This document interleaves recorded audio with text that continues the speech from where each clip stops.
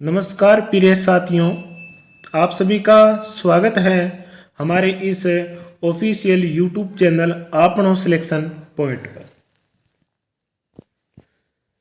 प्रिय साथियों, हमारे इस ऑनलाइन प्लेटफॉर्म पर आप सभी को निःशुल्क राजस्थान जीके का अध्ययन करवाया जाता है और जो राजस्थान जीके का अध्ययन करवाया जाता है उसका जो आधार है वो मूल रूप से आरबीएससी की और एनसीईआरटी की कक्षा 6 से 12 तक की जो किताबें हैं वही है और इनके अलावा जो भी पॉइंट महत्वपूर्ण बन सकते हैं वो हिंदी ग्रंथ अकादमी की जो बुक है उसको शामिल किया गया है।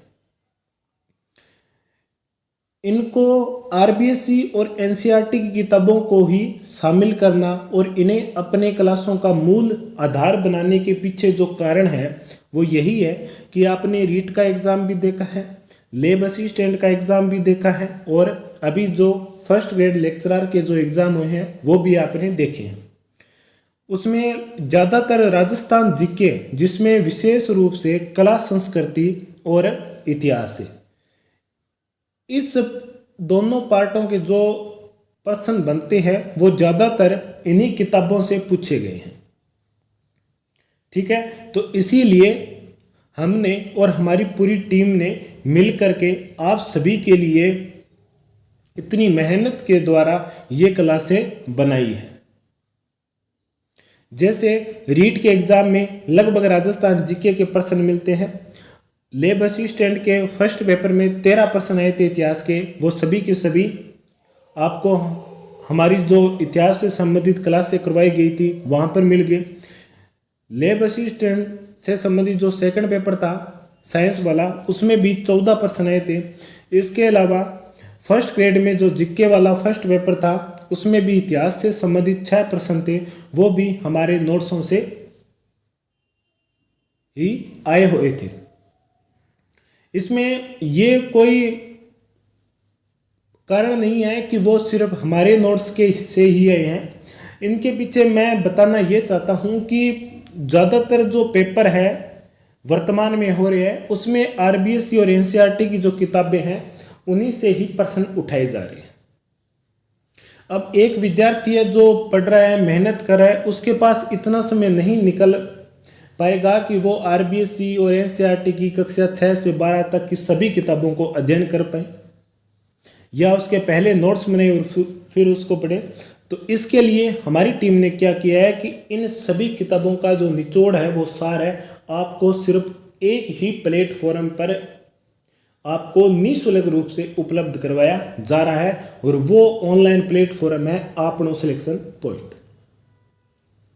ठीक है, तो आप ज़्यादा से ज़्यादा हमसे जुड़िए और राजस्थान जीके से संबंधित जितने भी प्रश्न हैं उनको सही कीजिए और इधर उधर आपको भटकने की भी आवश्यकता नहीं रहेगी। ओके,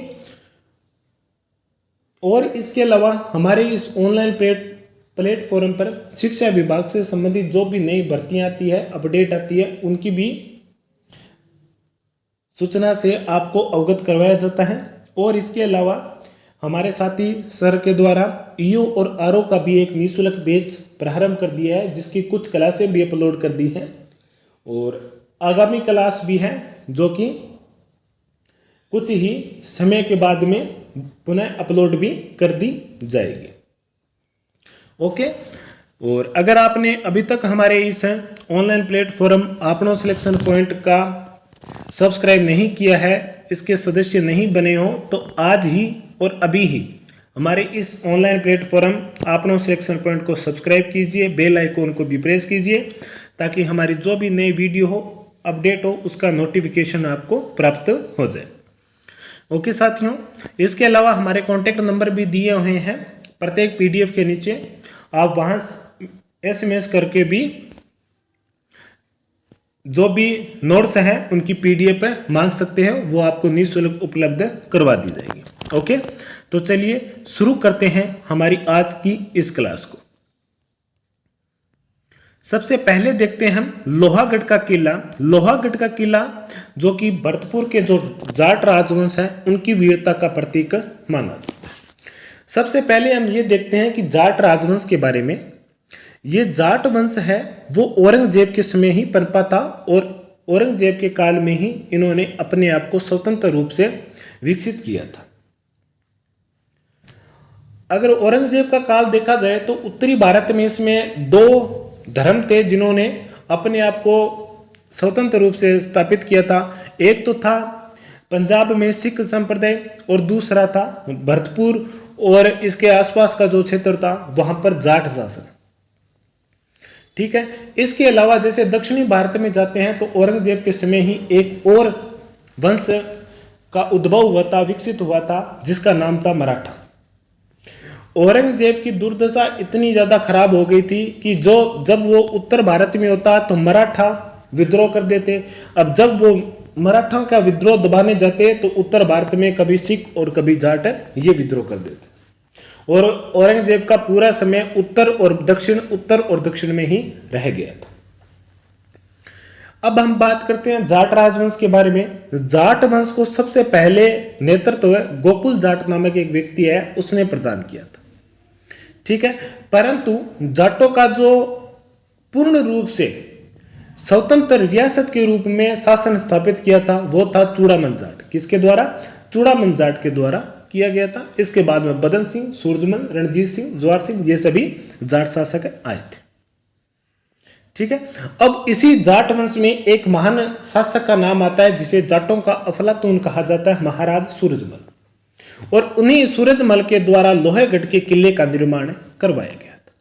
यह लोहागढ़ का किला ऐसी मान्यता है कि एक खेमकरण जाट था, उसके द्वारा एक कच्ची गड्डी बनाई गई थी और उसी के ऊपर लोहेगढ़ के किले का निर्माण करवाया गया था। लोहागढ़ का किला सुरक्षा की दृष्टि से बेहद ही महत्वपूर्ण था क्योंकि इसके जो चारों ओर प्राचीर थी वो दोहरी थी, एक अंदर की तरफ दूसरी बाहर की तरफ। अंदर की तरफ जो प्राचीर थी वो किसकी बनी हुई थी? ईंट और पत्थरों से बनी हुई थी। और बाहरी जो प्राचीर थी वो मिट्टी से बनी थी। किससे बनी हुई थी? मिट्टी से। अब मिट्टी से बनने का या बनाने का जो कारण था उसके पीछे ये कारण था कि जब भी शत्रु सेनाओं के द्वारा गोले दागे जाते तो वो गोले उसी मिट्टी के अंदर फंस जाते, आगे नहीं बढ़ पाते थे। ये उसके पीछे कारण था। इसके अलावा सुरक्षा के ध्यान में रखते हुए दोहरी प्राचीर के बाहर एक खाई भी बनी हुई थी जिसमें पानी भरा जाता था। सुजान गंगा नहर का पानी मोती झील के माध्यम से भरा जाता था। ठीक है, इसके अलावा इस दुर्ग में महान दरवाजे जैसे कि अष्ट धातु किवाड़ जो कि दिल्ली के लाल किले से जवार सिंह लेकर आया था वो भी काफी चर्चित है। ठीक है, तो चलिए अब हम एक एक करके लोहेगढ़ के किले की जो विशेषता है उनको हम देखते हैं। राजस्थान का सिंह द्वार और पूर्वी सीमा का प्रहरी लोहागढ़ का जो किला है वो जाट राजाओं की वीरता का प्रतीक माना जाता है।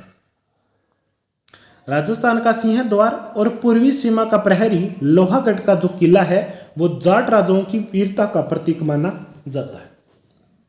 तो सिंपल सी बात है, लोहागढ़ किले की विशेषता यह राजस्थान का सिंह द्वार है और पूर्वी सीमा का प्रहरी भी माना जाता है लोहागढ़ का किला, और यह जाट राजाओं की वीरता का प्रतीक भी माना जाता है। ये सामान्य विशेषताएं हैं।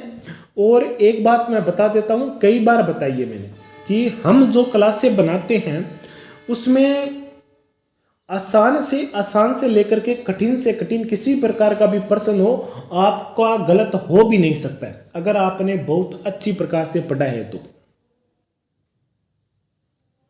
ठीक है, चाहे आप बीएसटीसी की तैयारी कर रहे हो, चाहे आप असिस्टेंट प्रोफेसर की तैयारी कर रहे हो, राजस्थान जीके में जो भी टॉपिक हमने करवा दिए हैं वो टॉपिक आपको अन्यथा किसी भी किताब से गाइड से पढ़ने की आवश्यकता नहीं रहेगी।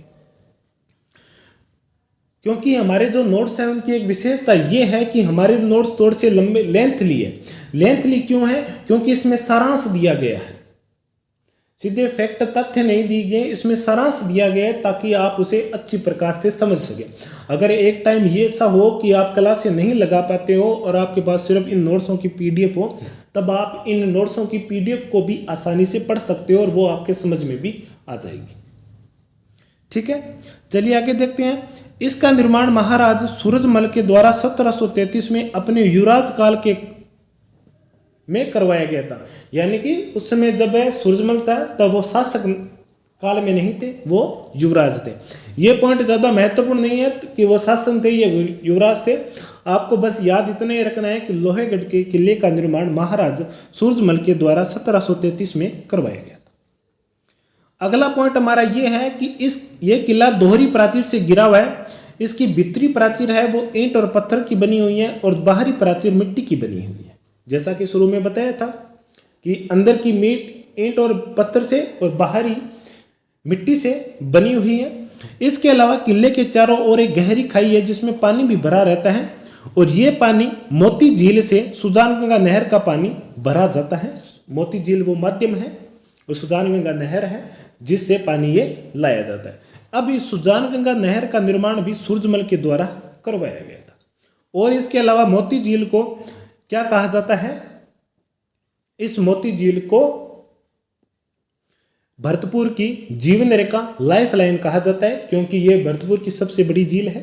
ठीक है, और इससे क्या होता है, भरतपुर के जिले के जो लोग हैं उनको पेयजल के लिए और सिंचाई के लिए जल उपलब्ध होता है।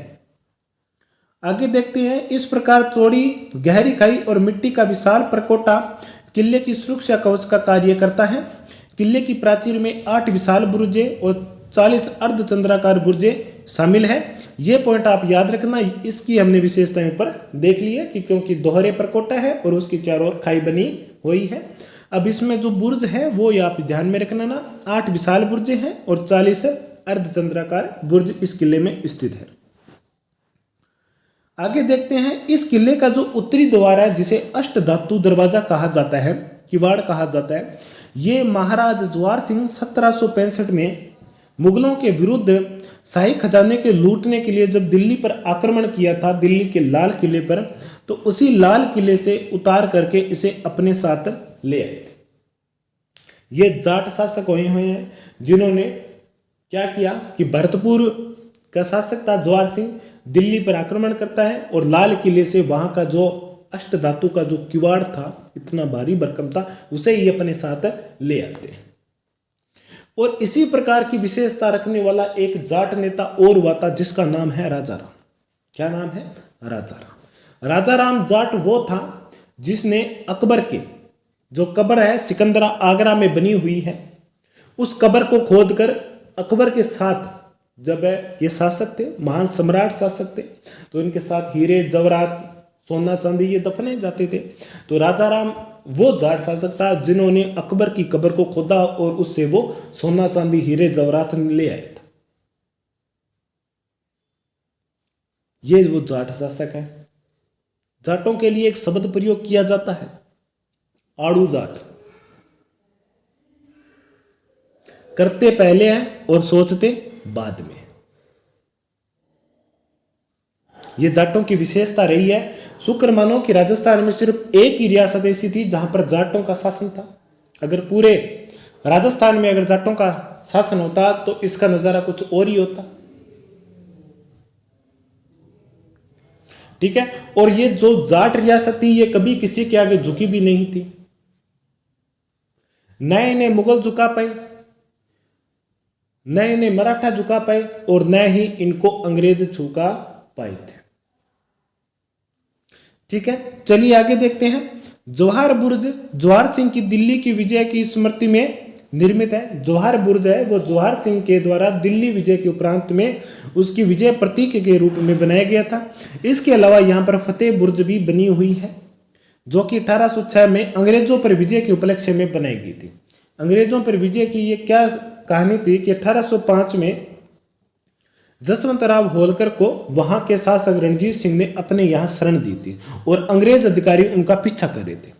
जब रणजीत सिंह के द्वारा जसवंत राव होलकर को अंग्रेजों को नहीं सौंपा गया, तब लॉर्ड लेक के नेतृत्व में जनवरी 1805 में भरतपुर के किले लोहागढ़ के किले पर चढ़ाई कर दी थी और 5 लगातार आक्रमण किए थे जनवरी से लेकर के अप्रैल तक, परंतु उन सभी में अंग्रेजों को असफलता मिली थी। और उसी विजय के उपलक्ष्य में रणजीत सिंह के द्वारा फतेह बुर्ज का निर्माण भरतपुर के लोहागढ़ के किले में करवाया गया था। लोहागढ़ के किले पर मराठों ने भी आक्रमण किए परंतु उन्हें भी सफलता नहीं मिली। इसके बाद में महाराज रणजीत सिंह के द्वारा जसवंत राव होलकर को शरण देने से नाराज अंग्रेजों ने जनवरी 1805 से लेकर के अप्रैल 1805 तक जनरल लॉर्ड लेक ने 5 बार किले की चढ़ाई की थी परंतु उन्हें हर बार असफलता ही मिली थी। अब अंग्रेजों ने आंख बांध ली थी कि कब वो मौका है और जब हम उस भरतपुर रियासत पर अपना शासन स्थापित करें। और वो कुछ ही समय के बाद में अंग्रेजों को वो मौका मिल गया कि जब आंतरिक कलह शुरू हुआ था तब अंग्रेजों ने इसी कलह का फायदा उठाते हुए भरतपुर के किले पर अपना अधिकार कर लिया। यह राजस्थान की ही नहीं भारत की ही हमेशा विडंबना रही है कि जब भी घरेलू मामले में दो व्यक्ति लड़े हैं तो बाहर वाला ही आकर फायदा उठाता है। जैसे अगर तराइन के युद्ध में पृथ्वीराज चौहान तर्त्य था वो आंतरिक रूप से आपस में जो अपने आस पड़ोस की जो रियासतें थी उनके साथ उसका वैर था, संघर्ष की भावना बनी हुई थी और तब बाहरली वाले आकर उन्होंने भारत में सल्तनत काल स्थापित की। इसके बाद में मुगलों के समय देख लो, बाबर आया, प्रारंभ में सांगा के नेतृत्व में सभी ने साथ दिया परंतु जैसे ही उनकी हार हुई, एक बार हार हो गई तो दूसरी बार किसी ने भी उठकर उनका सामना नहीं किया और उससे मुगल आधिपत्य स्थापित हो गया था। अब देखो त्रैन का प्रथम युद्ध हुआ था जिसमें मोहम्मद गजनवी की हार हुई थी, मोहम्मद गोरी की। बयाना के प्रथम युद्ध में बाबर की सेना की हार हुई थी परंतु वो दोबारा आई खानवा के मैदान में और त्रैन के मैदान में भी मोहम्मद गोरी दोबारा आया था और इस प्रकार उन्होंने जीत प्राप्त की।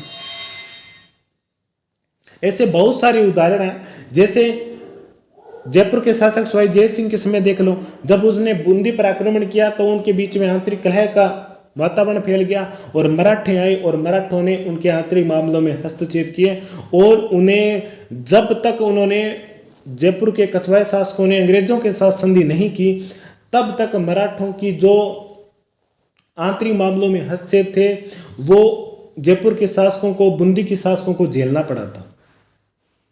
और उसके बाद में जब अंग्रेज आए तो अंग्रेजों ने भी वही नीति अपनाई थी। खैर छोड़िए, ये समय की बात है। 1826 में भरतपुर राजघराने के आंतरिक कलह का लाभ उठाकर अंग्रेज सेनापति कोम्बर मेयर के नेतृत्व में अंग्रेजी सेना ने इस किले पर अपना अधिकार कर लिया था। ठीक है, आगे देखते हैं इस किले में और स्थापत्य कला के और अन्य कौन से उदाहरण हैं। इतिहास से संबंधित जो भी घटनाएं थी वो हमने देख ली। अब स्थापत्य के कला के बारे में देख लेते हैं। यहाँ पर कोठी खास है, वजीर की कोठी है, किशोरी महल है। ये किशोरी महल है, ये बेहद महत्वपूर्ण है। और इसके अलावा दादी माँ का महल है, ये भी महत्वपूर्ण है। आप ये दोनों याद रखना। अगर ये दोनों याद ना रखें तो परंतु ये दोनों आपको याद रखना है। इसके अलावा गंगा मंदिर जो कि प्रसिद्ध है, बलवंत सिंह के द्वारा निर्मित है। लक्ष्मण मंदिर है, राजराजेश्वरी मंदिर है। यह राजराजेश्वरी माता है कौन? भरतपुर के जाट राजवंश की कुलदेवी है। इसके अलावा यहाँ पर जामा मस्जिद है।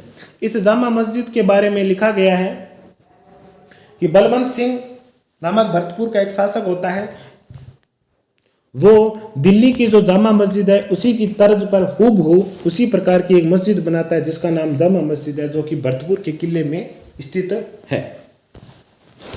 ठीक है, आगे देखते हैं। 1708 ईस्वी में भरतपुर के लोहिया गांव के सांगरिया जाति के जो जाट खेमकरण थे उन्होंने एक मिट्टी की गड्डी का निर्माण करवाया था और उसी पर सूरजमल ने लोहागढ़ के जो वर्तमान किला है उसका निर्माण करवाया था।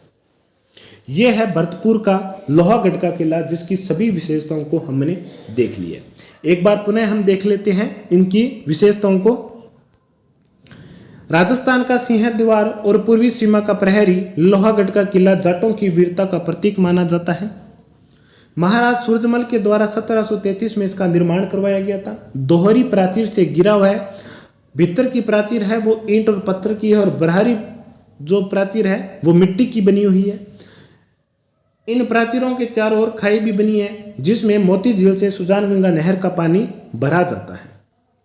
ठीक है, अगला पॉइंट देखते हैं कि किले का जो उत्तर का अष्ट धातु किवाड़ है वो महाराज जवाहर सिंह 1765 में दिल्ली के लाल किले से उतार करके लेकर आए थे और उसी ऊपर विजय के उपलक्ष्य में जौहर बुर्ज का निर्माण भी करवाया था। इसके अलावा फतेह बुर्ज 1806 में अंग्रेजों पर विजय के उपलक्ष्य में बनाई गई थी। मराठों ने भी लोहागढ़ के किले पर आक्रमण किया परंतु उन्हें भी सफलता नहीं मिली। महाराज रणजीत सिंह के द्वारा जसवंत राव होलकर को शरण देने से नाराज अंग्रेजों ने जनवरी 1805 से अप्रैल 1805 तक जनरल लॉर्ड लेक ने 5 बार किले पर चढ़ाई की थी परंतु हर बार उसे असफलता ही मिली थी। इसके बाद में 1826 में जब भरतपुर राजघराने में आंतरिक कलह का वातावरण फैल गया तो इसका फायदा अंग्रेज अधिकारियों द्वारा उठाते हुए कोम्बर मेह के नेतृत्व में अंग्रेजी सेना ने इस किले पर अधिकार कर दिया। इस किले में वजीर की कोठी, किशोरी महल, गंगा मंदिर, लक्ष्मण मंदिर, राजेश्वरी माता का मंदिर, दादी माँ का महल, जामा मस्जिद प्रसिद्ध दर्शनीय स्थल है और खेमकरण जाट के द्वारा ही निर्मित एक प्राचीन गड्डी थी, कच्ची गड्डी थी और उसी पर लोहेगढ़ के किले का निर्माण है महाराज सूरजमल के द्वारा करवाया गया था। यह था भरतपुर का लोहागढ़ का किला जिसकी तमाम विशेषताओं के बारे में हमने बेहद ही शानदार तरीके से और गहराई से अध्ययन किया है।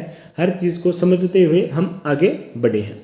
अब हम बात करते हैं जैसलमेर के किले के बारे में। जैसलमेर का किला जो कि राजस्थान के किले में अपना एक अलग ही महत्व रखता है। इसे स्वर्ण किला भी कहा जाता है और जैसलमेर को स्वर्ण नगरी कहा जाता है क्योंकि यहाँ पर आप जाओगे, जैसलमेर में आप जाओगे तो वहाँ पर ज़्यादातर जो इमारतें हैं वो आज भी पीले पत्थरों से बनी हुई है और उन पीले पत्थरों पर जब सूरज की किरणें गिरती है तो वो और ज़्यादा चमकती है, इसलिए उसे स्वर्ण नगरी कहा जाता है। ठीक है। और जैसलमेर के किले को सोनार का किला कहा जाता है। सोनार का किला अगर आप देखोगे तो दूर से, जैसे ही आप जैसलमेर में किसी भी दिशा से अगर आप प्रवेश करोगे तब आपको वो दूर से ही ऊंचाई पे बना है तो इसलिए दिखाई देगा। जैसलमेर का किला ऊंचाई पर है लेकिन जैसलमेर जो शहर है उस किले के आसपास जो बसा है वो नीचे है। जैसलमेर का किला दूर से देखते पर अंगड़ाई लेते हुए शेर के समान दिखाई देता है, रेत में लंगर डाले हुए जहाज के समान दिखाई देता है और इसका जो दोहरा प्रकोटा चारों ओर बना है सुरक्षा के लिए वो घाघरे नुमा आकृति है, इसलिए इसका नाम है, स्थानीय भाषा में पाड़ा शब्द का भी प्रयोग किया जाता है। इसके अलावा इसे कमरकोट शब्द का भी प्रयोग किया जाता है। जैसलमेर का किला रावल जैसल भाटी के द्वारा बनवाया गया था। शालिवाहन द्वितीय के द्वारा यहाँ पर कार्य पूर्ण रूप से करवाया गया था और राव जैसल भाटी के कारण ही उसका नाम जैसलमेर रखा गया था।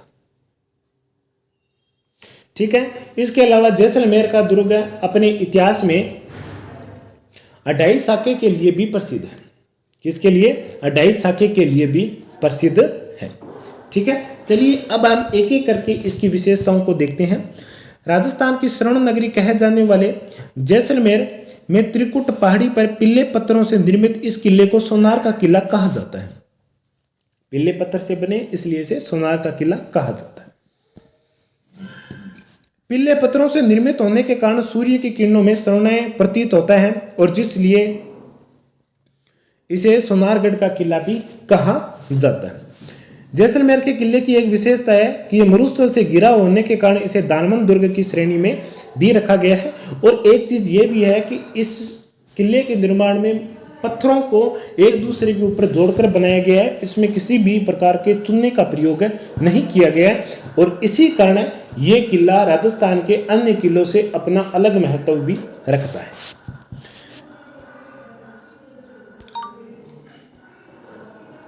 चारों ओर थार मरुस्थल से घिरा जैसलमेर का किला दानवन दुर्ग की श्रेणी में आता है।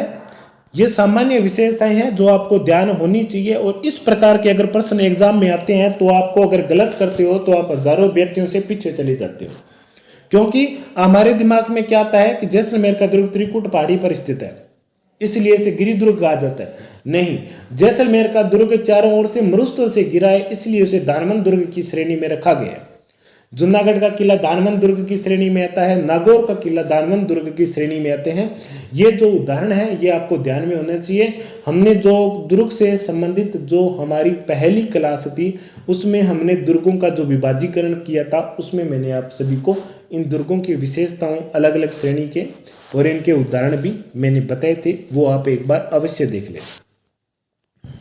इस किले का निर्माण रावल जैसल के द्वारा 1155 ईस्वी में करवाया गया था और इसे पूर्ण रूप से त्याग शालिवाहन द्वितीय के द्वारा करवाया गया था। और रावल जैसल भाटी के द्वारा निर्मित किए जाने के कारण इस शहर का नाम जैसलमेर रखा गया था।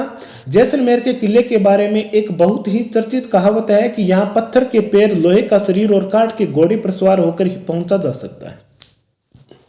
पहले हमें भी यह लगता था कि ये सिर्फ बनावटी बातें हैं, परंतु हम 12 जून की बात है, हमारे साथी है जिनका AAO में प्रमोशन हुआ था, तो उनके लिए उनका ज्वाइनिंग करवाने गए थे हम। बरसियाला गांव का नाम आता है, बरसियाला, जो कि सम ब्लॉक में आता है। उसके बाद में सीधा मुन्नाबा भी आता है। तो वहां पर गए थे तो हमें यह एहसास हो गया था कि ये जो कहावत है वो बहुत सही बनी हुई है। पत्थर के पैर, लोहे का शरीर और काठ के घोड़े पर सवार होकर ही हम जैसलमेर का भ्रमण कर सकते हैं। अगर आप जैसलमेर भ्रमण के लिए निकल पड़े हो, ठीक है, तो यहां पर देखने लायक कौन कौन सी है, जैसे तनौट राय माता का मंदिर, बादरिया राय माता का मंदिर, पटवों की वैली और जैसलमेर का दुर्ग, ये सभी चीज आकर्षित स्थल है। परंतु जो घूमने का जो सही समय है वो है दिसंबर और जनवरी, उससे पहले नहीं जाना है आपको, क्योंकि आप जिस उत्साह को लेकर के इस किले को, इस शहर को घूमने के लिए निकले हो, वो उत्साह आपको वहां की अगर आप गर्मी में चले गए जैसे मई जून में, तो वो उत्साह आपका समाप्त हो जाएगा। अगर मानसून के समय चले गए तो वहां की उमस उत्साह को समाप्त कर देगी। इसीलिए सबसे बेस्ट जो समय है वो दिसंबर और जनवरी का है। इसके अलावा वहां पर डेजर्ट जो फेस्टिवल है वो भी देखने लायक है।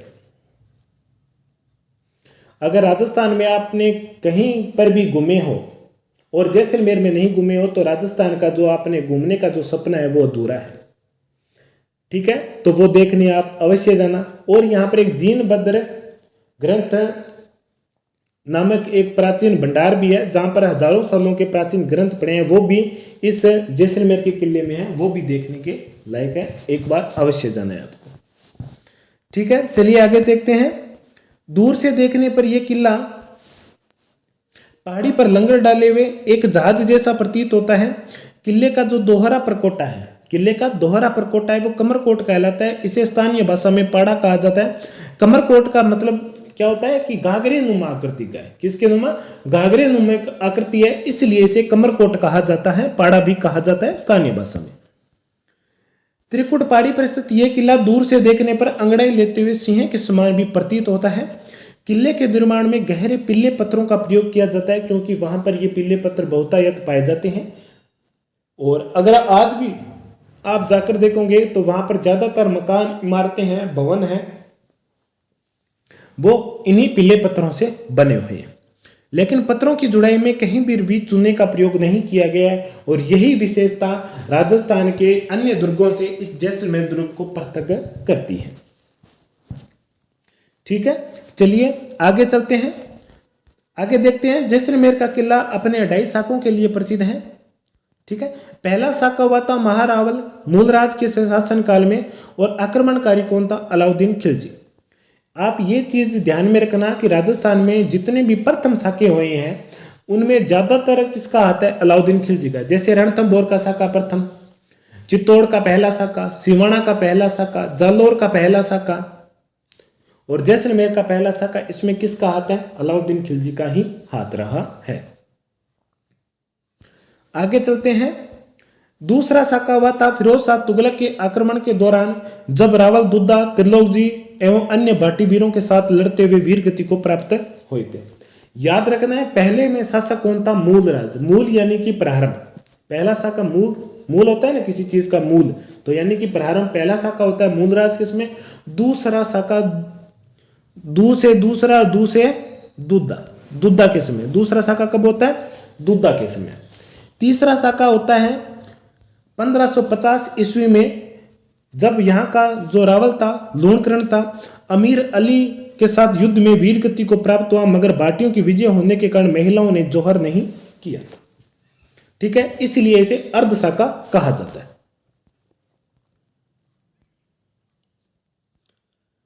पहला साका हुआ था मूलराज के समय, आक्रमणकारी था अलाउद्दीन खिलजी। दूसरा साका हुआ फिरोज शाह तुगलक के समय, आक्रमणकारी था फिरोज शाह तुगलक और वहां का शासक था रावल दुद्दा। तीसरा साका था वो अर्ध साका था राव लूणकरण के समय। अमीर अली, ये अमीर अली था कौन, इसके बारे में बता देता हूं। ये कंधार का था और जैसलमेर के किले में एक शरणार्थी बनकर आया था, परंतु इसने विश्वासघात करते हुए लूणकरण पर और उनके जो अन्य सेनापति थे उन पर आक्रमण कर दिया था, जिसमें लूणकरण तो मारा गए थे, परंतु अंततः भाटियों की ही विजय हुई थी। इसके कारण महिलाओं ने जौहर नहीं किया था, इसलिए उसे अर्ध साका कहा जाता है। क्योंकि साका में क्या होता है, एक केसरिया होता है जो कि वीरों के द्वारा किया जाता है, एक जौहर होता है जो कि वीरांगनाओं के द्वारा किया जाता है। जौहर का रूप कोई भी हो सकता है, अग्नि हो सकता है, पानी हो सकता है। जैसे चित्तौड़ का जो जौहर था वो अग्नि में किया गया था और रणथंभौर का जो जौहर था वो पानी में किया गया था। ठीक है, आगे देखते हैं। आगे किले के अंदर कुछ भव्य स्मारक इमारतें, स्थापत्य कला के उदाहरण भी हमें देखने को मिलते हैं। जैसे जैन मंदिर है पार्श्वनाथ जी का और ऋषभ देव जी का। ये जैन मंदिर अबू के जो देलवाड़ा के जो जैन मंदिर है उनके समान ही महत्व रखते हैं। ठीक है, इसके अलावा यहाँ पर एक हस्तलिखित दुर्लभ भंडार है जिसमें अनेक ग्रंथ ताड़पत्रों पर लिखे गए हैं तथा वृहद आकार के हैं, जिसे जीनभद्र सूरी ग्रंथ भंडार कहा जाता है। ये जैसलमेर के किले के अंतर्गत ही स्थित है, ये भी देखने के लायक है। आगे देखते हैं, महारावल अक्के सिंह के द्वारा निर्मित सर्वोत्तम विलास महल है जिसे शीश महल कहा जाता है। मूलराज द्वितीय के द्वारा निर्मित रंग महल है, मोती महल है। जो महल वाला टॉपिक है ना, उसमें हम इन सभी महलों के बारे में ज्यादा जिक्र नहीं करेंगे, जो प्रसिद्ध है उन्हीं के बारे में ज्यादा हम अध्ययन करेंगे। ठीक है, क्योंकि ज्यादातर हम महलों के बारे में साथ साथ में पढ़ ही रहे हैं। सर्वोत्तम विलास महल, रंग महल और मोती महल। और ये महल है, ये अपनी जालियां और झरोखों के कारण, जो जालियां हैं, जालीनुमा है, झरोखे हैं, उन पर अलंकरण किया गया, सजीव चित्रण किया गया, उसके लिए ये प्रसिद्ध है। जैसे जैसलमेर की जो हवेलियां हैं उनके बारे में हम पढ़ेंगे, तब हम देखेंगे कि जैसलमेर की हवेलियां राजस्थान की अन्य हवेलियों से क्यों अपना पृथक महत्व रखती है। क्योंकि यह अपनी जालीदार कटाई के कारण प्रसिद्ध है। इतनी बारीक नुमा जालियां बनी हुई है। हम भी जाकर आए थे जैसलमेर, तो वहां पर आज भी जो इमारतें हैं, वर्तमान में भी जो भवन मकान बन रहे हैं, चाहे वो राजकीय भवन हो या निजी भवन हो, वहां पर भी इसी प्रकार की जालीनुमा कटाई है और बहुत बारीकी से की गई है। फर्क इतना है कि वर्तमान में मशीनों से की जाती थी और उस समय हाथों से की जाती थी। इसके अलावा गज विलास, जोहार विलास, पत्थर के बारीकी काम और जालियों की कटाई तथा बादल महल अपने प्राकृतिक परिवेश के लिए भी जाने जाते हैं। ठीक है, यह है जैसलमेर के किले की तमाम विशेषताएं, जिनको हमने बड़े ही विस्तार पूर्वक से एक एक करके देखा है। ठीक है, एक बार पुनः देख लेते हैं जैसलमेर की इन्हीं विशेषताओं को हम। राजस्थान की स्वर्ण नगरी कहे जाने वाले जैसलमेर में त्रिकुट पहाड़ी पर पीले पत्थरों से निर्मित इस किले को सोनार का किला कहा जाता है। पीले पत्थरों से निर्मित होने के कारण सूर्य की किरणों में स्वर्णिम प्रतीत होती है, जिसलिए इसे सोनारगढ़ का किला भी कहा जाता है। चारों ओर थार मरुस्थल से घिरा है, इसलिए इसे दानमंदिरों की श्रेणी में रखा गया है।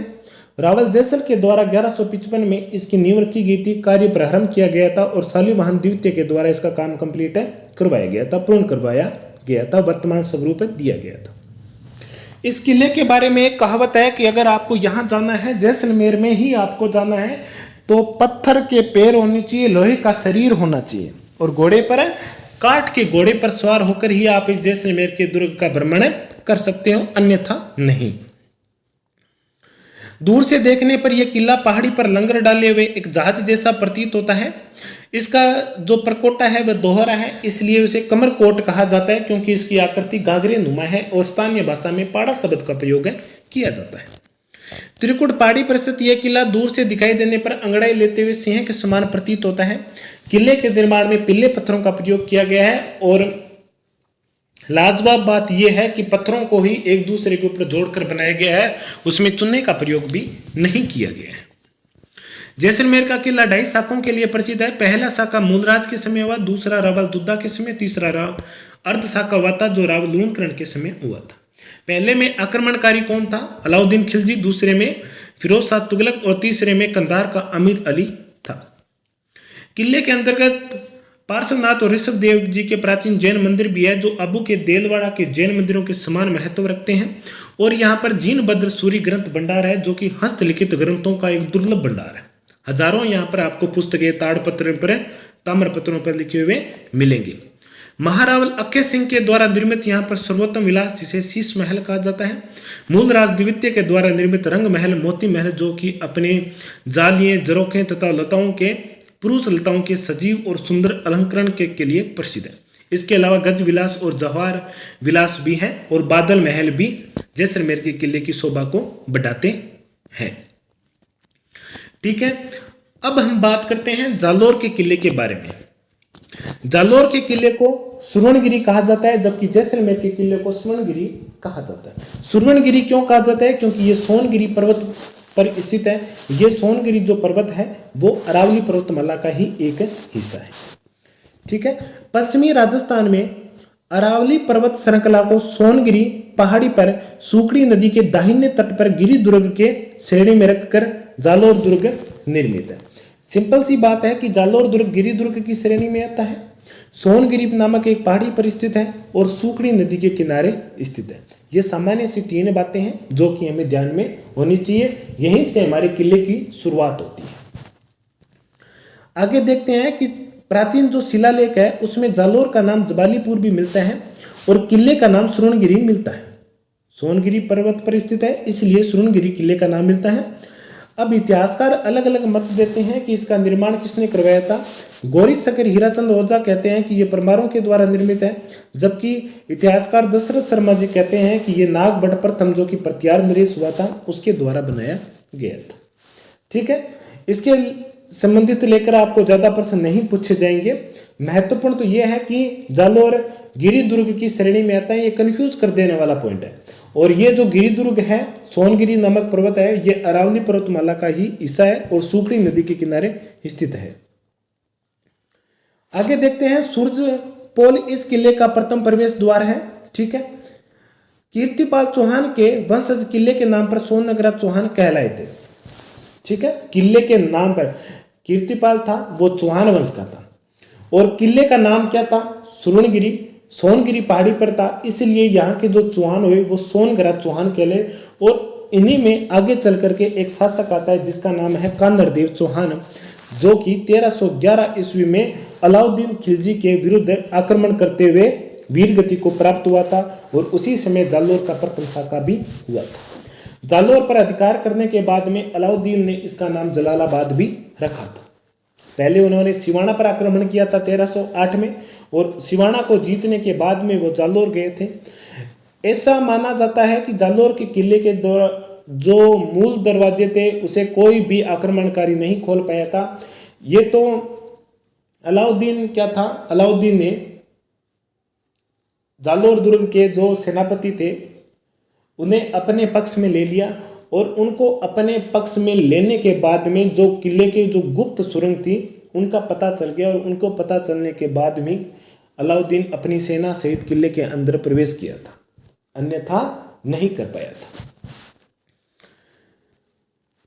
आगे देखते हैं, मालदेव ने मुस्लिम अधिपत्य समाप्त करके राठौड़ों का भी यहाँ पर अधिपत्य स्थापित किया था।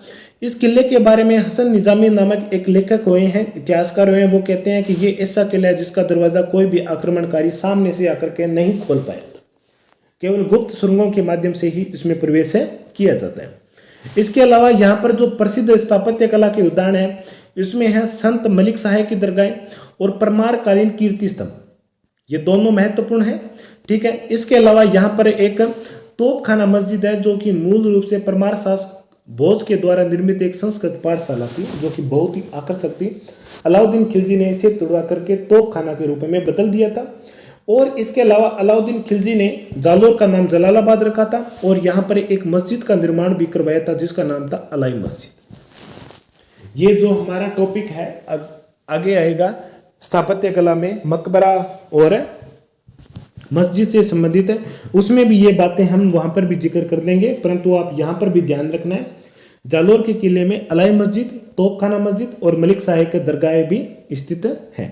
यह है महत्वपूर्ण जानकारी जालोर दुर्ग के बारे में। एक बार पुनः देख लेते हैं जालोर दुर्ग की विशेषताओं को। पश्चिमी राजस्थान में अरावली पर्वत श्रृंखला की सोनगिरी पहाड़ी पर सूखड़ी नदी के दाहिने किनारे पर गिरी दुर्ग जालोर है वो निर्मित है। शिलालेखों में जालोर का नाम जबालीपुर मिलता है, किले का नाम हमको स्वर्णगिरी मिलता है।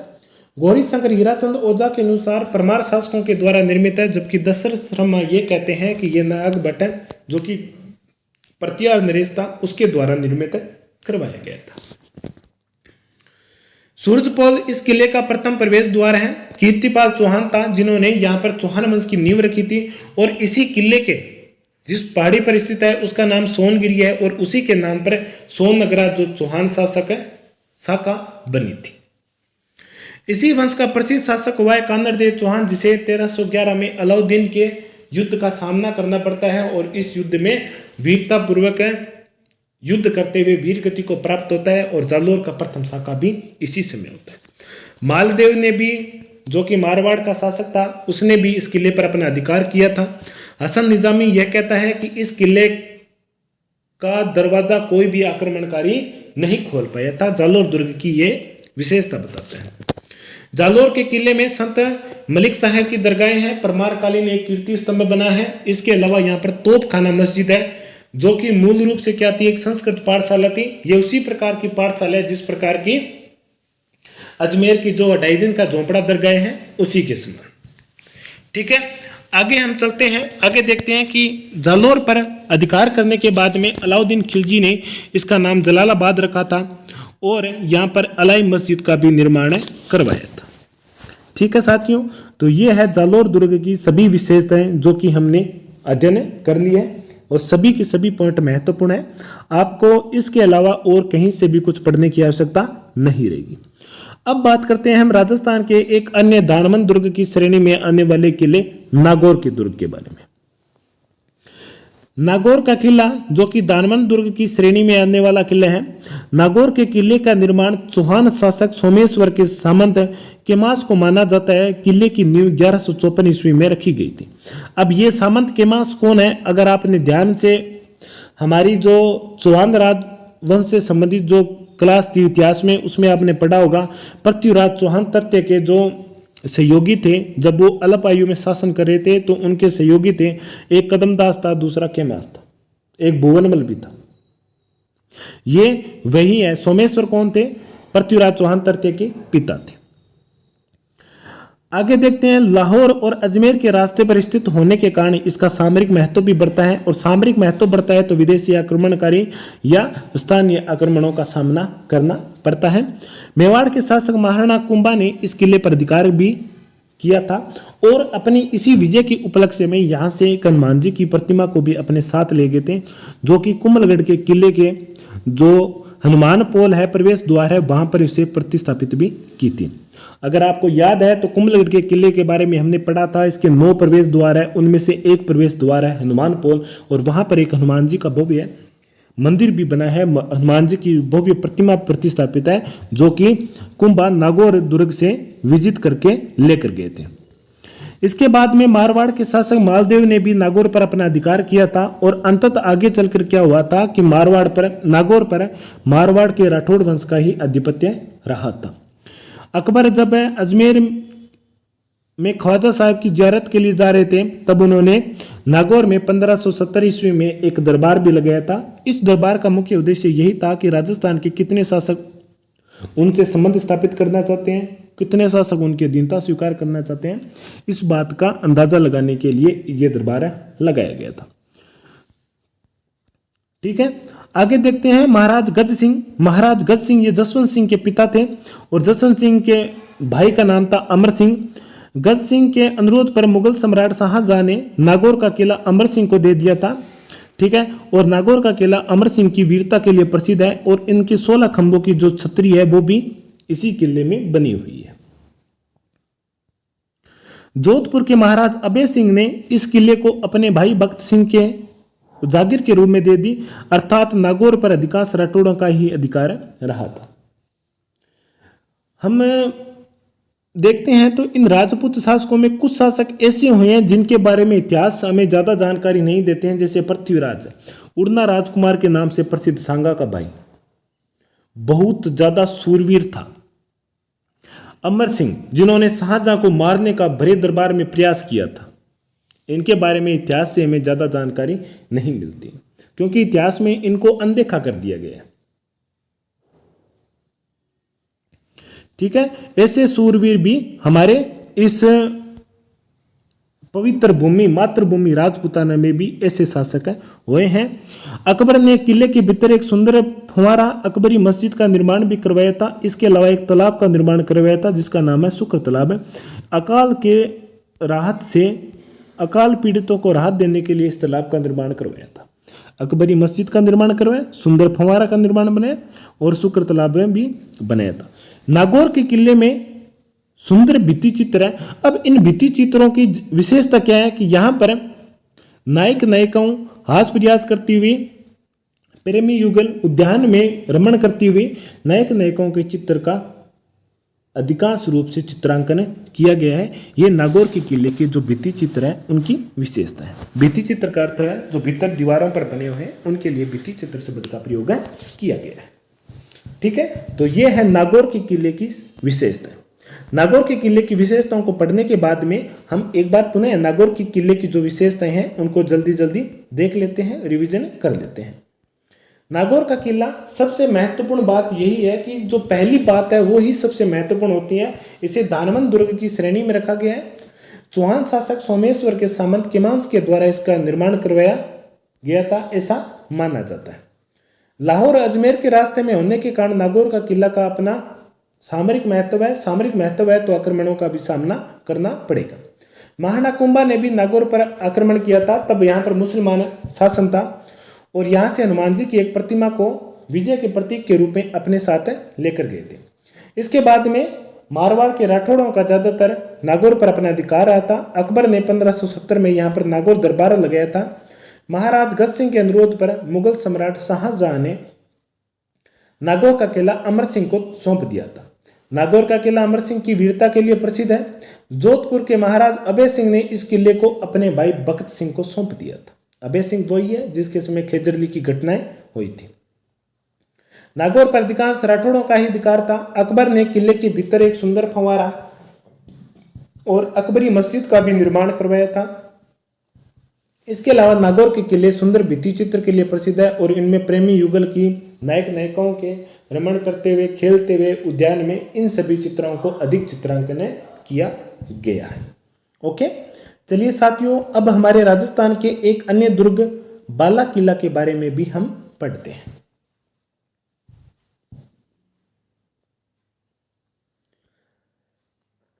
बाला किला जिसकी सामान्य विशेषता एक बार देख लेते हैं। ये अलवर में स्थित है। कहां पर स्थित है? अलवर में स्थित है। कुछ मान्यताएं ये कहती है कि इसका निर्माण कोकिल देव के पुत्र लघु राय के द्वारा करवाया गया था और उसके द्वारा ही अलपुर नामक एक नगर का बसाया गया था। परंतु कुछ इतिहासकार क्या कहते हैं, अलावत खान ने इस किले का निर्माण करवाया, बाला किले का निर्माण करवाया था और नगर का विकास किया था। और ये अलावत खान था कौन? ये हसन खान मेवाती, जो कि खानवा के युद्ध में महाराणा सांगा के पक्ष में था। ये उसी के पिता थे अलावत खान। अलावत खान ने इस किले का निर्माण करवाया और उसके बाद में हसन खान मेवाती ने इस कुंवारा या बाला किले का निर्माण करवाया था।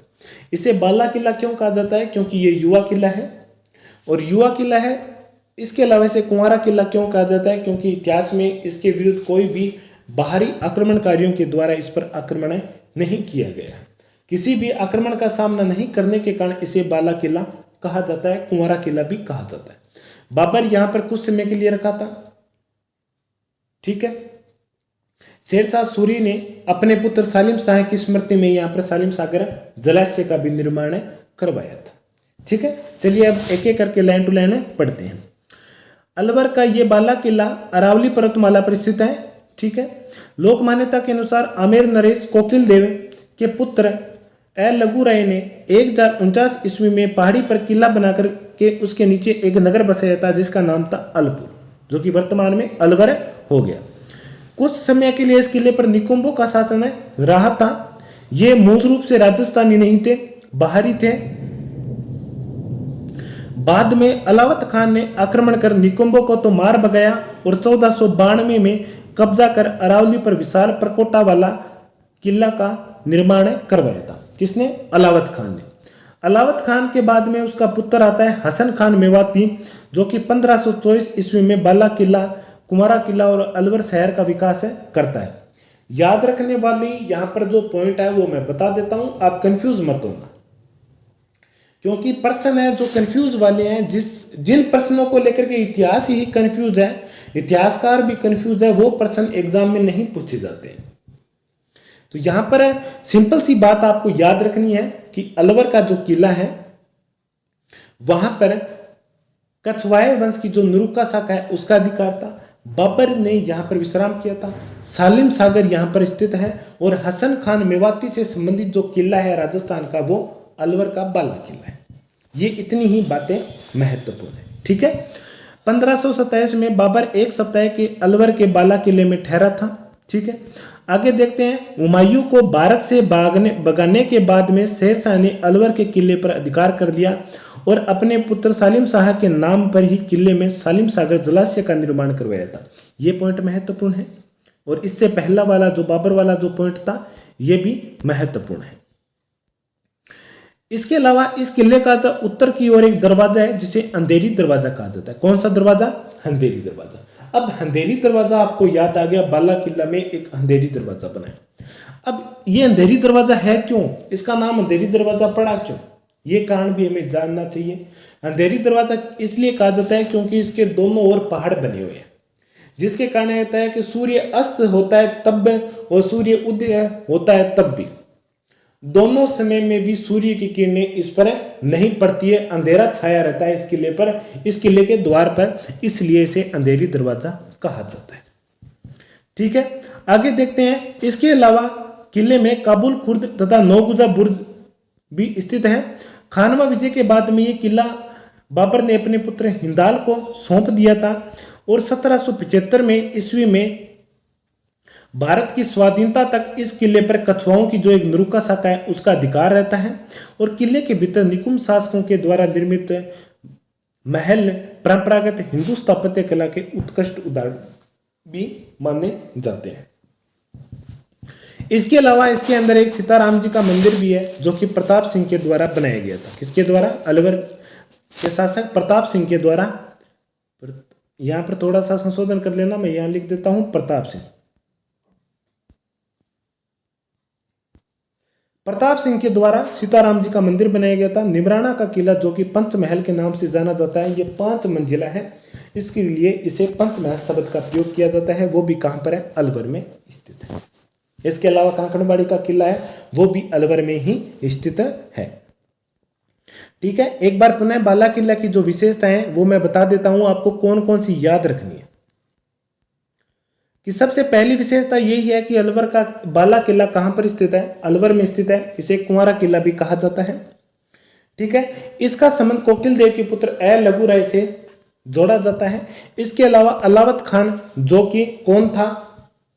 हसन खान मेवाती का पिता था, उनसे संबंधित इस किले का जोड़ा जाता है और इन्हीं ने थोड़ा थोड़ा करके के इस बाला किले का निर्माण करवाया था, विकास करवाया था और कुछ समय के लिए ये निकुंभों के अधीन भी रहा था और निकुंभों में यहाँ पर महल बनाए थे जो कि पूर्ण रूप से हिंदू स्थापत्य कला के अधीन थे।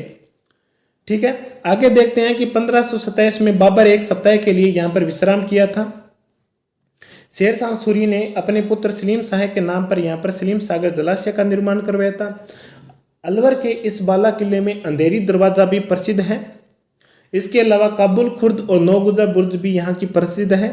खानवा के विजय के बाद में ये किला बाबर अपने पुत्र हिंदाल को सौंप के दिया जाता है और यहाँ पर अलवर के इस बाला किले पर कछवाए शाखा है जो जयपुर की, उसकी जो नुरुक्का शाखा है उसका अधिकार रहा है। ठीक है। तो यही पॉइंट ज्यादा महत्वपूर्ण है, अन्यथा और भी पॉइंट ज्यादा महत्वपूर्ण है नहीं। निमराना का किला जो कि कहाँ पर अलवर में स्थित है, इसे पंचमहल कहा जाता है। पंचमहल क्यों कहा जाता है? क्योंकि ये 5 मंजिला है।